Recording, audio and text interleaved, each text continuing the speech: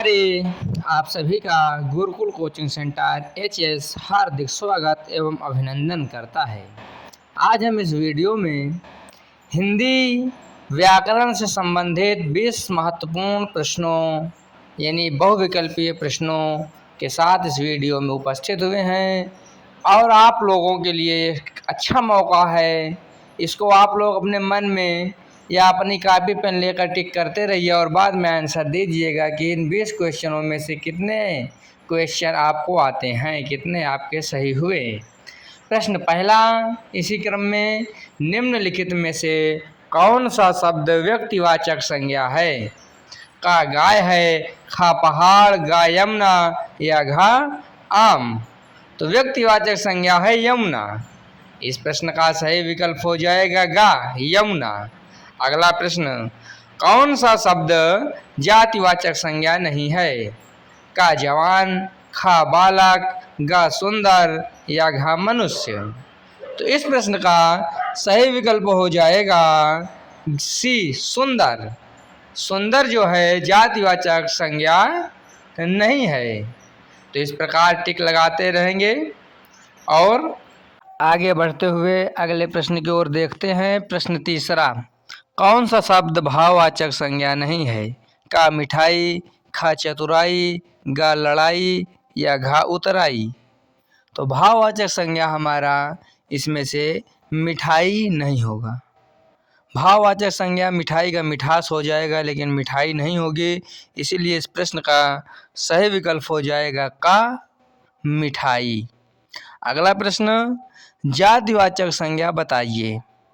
4 विकल्प दिया गया है, का लड़का, खा सेना, गा श्याम या घा दुख। तो इन सब में से जातिवाचक संज्ञा कौन सी है? तो जातिवाचक संज्ञा इसमें है लड़का। इस प्रश्न का सही विकल्प हो जाएगा का लड़का जातिवाचक संज्ञा है। अगला प्रश्न देखिए पांचवा प्रश्न है, कौन सा शब्द स्त्रीलिंग है? 4 विकल्प दिया गया है, का सहारा, खा सूची पत्र, गा सियार या घा पारिषद। अब चारों विकल्प में आपको बताना है स्त्रीलिंग कौन सा है। तो इन चारों विकल्पों में सही विकल्प हो जाएगा घा पारिषद। स्त्रीलिंग शब्द है पारिषद। इस प्रश्न का राइट आंसर घा पारिषद। अगला प्रश्न, नेत्री शब्द का पुल्लिंग रूप है? का नेता है, खा नेत्र है, गा नेतिन है या घा नेताइन है। तो इस प्रश्न का राइट आंसर हो जाएगा का नेता, लीडर। नेत्री स्त्रीलिंग है और नेता पुल्लिंग है, तो का नेता ही पुल्लिंग नेत्री का होता है। इसलिए इस प्रश्न का सही विकल्प हो जाएगा का नेता। अगला प्रश्न देखिए सातवां प्रश्न है, कारक के कितने भेद हैं?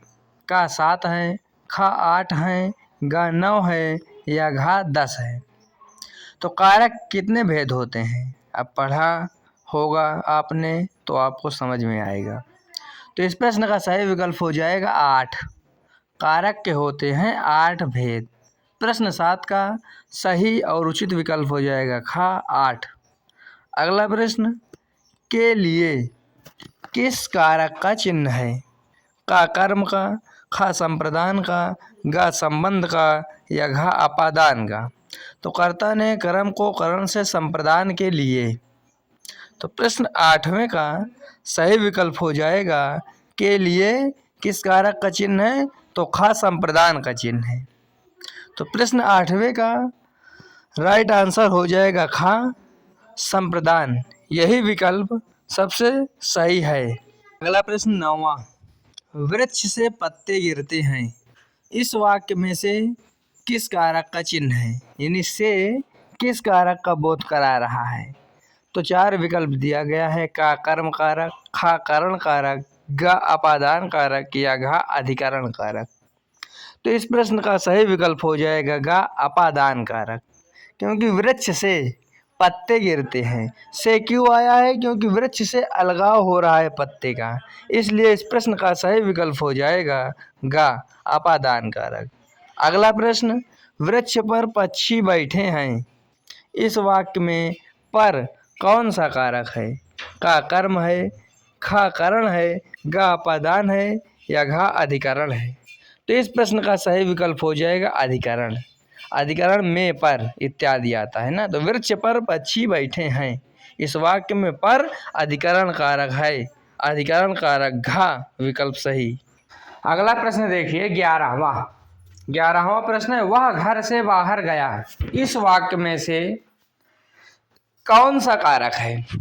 यानी से कौन सा कारक है? फिर वही प्रश्न आया, यानी घर से अलग होने के लिए से आया है, घर से अलग हो रहा है, तो अपादान कारक हो जाएगा। वह घर से बाहर गया, इस प्रश्न का सही विकल्प हो जाएगा घा अपादान कारक। प्रश्न 12वां, चारपाई पर भाई साहब बैठे हैं। इस वाक्य में कौन सा कारक है? का कारण कारक है, खा संप्रदान कारक है, गा संबंध या घा अधिकरण? तो पर जहां पर आ जाता है कौन सा कारक हो जाता है? पर जहां पर आ जाता है तो अभी बताया गया था ना 10वें प्रश्न में कि पर जहां पर आ जाता है वहां हो जाता है अधिकरण कारक। तो चारपाई पर भाई साहब बैठे हैं, यहाँ पर भी अधिकरण कारक होगा। इस प्रश्न का सही विकल्प हो जाएगा घा अधिकरण कारक। अगला प्रश्न देखिए 13वां प्रश्न, निम्नलिखित शब्दों में सदा स्त्रीलिंग वाला शब्द कौन सा है? 4 विकल्प दिया गया है। का पक्षी है, खा बाज है, गा मकड़ी है या घा गैंडा है? तो सदा स्त्रीलिंग वाला शब्द इसमें विकल्प गा मकड़ी होगा। इस प्रश्न का सही विकल्प हो जाएगा गा मकड़ी।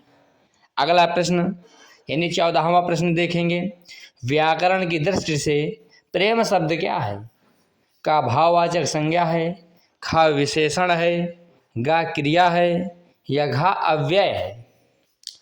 तो व्याकरण की दृष्टि से प्रेम होता है भाववाचक संज्ञा, क्योंकि इसको ना हम पकड़ सकते हैं न दिखा सकते हैं कितना प्रेम है, और जिसको हम पकड़ न सकें तो वो होती है भाववाचक संज्ञा। ये एक ट्रिक है। तो प्रश्न 14 का सही विकल्प हो जाएगा का भाववाचक संज्ञा। अब अगला प्रश्न देखेंगे 15वां प्रश्न, निम्नलिखित संज्ञा विशेषण जोड़ी में कौन सा सही नहीं है? 4 विकल्प दिया गया है। का विष विषैला, खा पिता पैतृक, गा आदि आदिम या घा प्रांत प्रांतिक? तो संज्ञा विशेषण जोड़ी में कौन सा सही नहीं है? तो इसमें संज्ञा और विशेषण की जोड़ी में प्रांत और प्रांतिक सही नहीं है। इस प्रश्न का सही विकल्प हो जाएगा घा प्रांत और प्रांतिक। अगला प्रश्न 16वां देखेंगे, कवि का स्त्रीलिंग है। का कवियत्री, खा कवित्री, गा कवित्री या घा कवियत्री? तो इस प्रश्न का सही विकल्प हो जाएगा, क्या होगा? गा कवियत्री। कवि का स्त्रीलिंग होता है कवियत्री, कवियत्री ही इस प्रश्न का सही विकल्प हो जाएगा गा। अब हम अगले प्रश्न की तरफ देखेंगे। प्रश्न 17वां, हिंदी भाषा में वचन कितने प्रकार के हैं? अब बहुत आसान ये प्रश्न है, कितने प्रकार के वचन होते हैं? हिंदी भाषा में 2 प्रकार के वचन होते हैं, एक वचन बहुवचन ना। तो इसलिए इस प्रश्न में 4 विकल्प दिया गया है, का 3, खा 2, गा 4 या गा घा 5। तो इन चारों विकल्पों में कौन सा विकल्प सही हो जाएगा? 2 वाला विकल्प। इस प्रश्न का सही विकल्प हो जाएगा खा 2। अगला प्रश्न है, लिंग की दृष्टि से दही क्या है? का स्त्रीलिंग है, खा पुल्लिंग है, गा नपुंसक लिंग है या गा उभय लिंग है?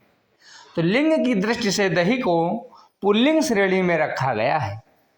इस प्रश्न का प्रश्न 18वां जो पूछ रहा है कि लिंग की दृष्टि से दही क्या है, तो दही है पुल्लिंग। इसलिए इस प्रश्न का सही विकल्प हो जाएगा खा pulling is the right answer of the question number 18। प्रश्नों की श्रृंखला आगे बढ़ते बढ़ते अब अपने अंतिम पड़ाव में आ गई है। इस वीडियो के आखिरी 2 प्रश्न 19वां पढ़ेंगे। लिखा हुआ है, निम्नलिखित में से कौन सा शब्द स्त्रीलिंग है? का उत्साह है, खा चक्रव्यूह है, गा मृत्यु है या घा संकल्प है?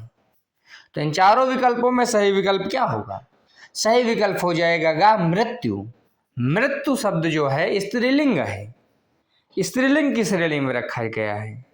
प्रश्न 20, बाल का स्त्रीलिंग है। बाल माने सर वाला बाल नहीं, खोपड़ी वाला बाल समझ लो। बाल माने होता है बालक, और बालक का स्त्रीलिंग क्या होगा? का बालिका, खा बालिका, गा बाला या घा वाली। यानी बाल का हम लड़के शब्द से लेते हैं, लेकिन जैसा शब्द उसका उसी प्रकार उत्तर दिया जाता है। जैसे प्रश्न वैसा उत्तर। प्रेम से कोई बोलेगा तो उससे प्रेम से बोला जाएगा, कोई गुस्सा के बोलेगा तो आप प्रेम से बोलेंगे, उससे नहीं बोलेंगे। इसलिए बाल, अब बाल आया है तो बाल का स्त्रीलिंग हो जाएगा बाला।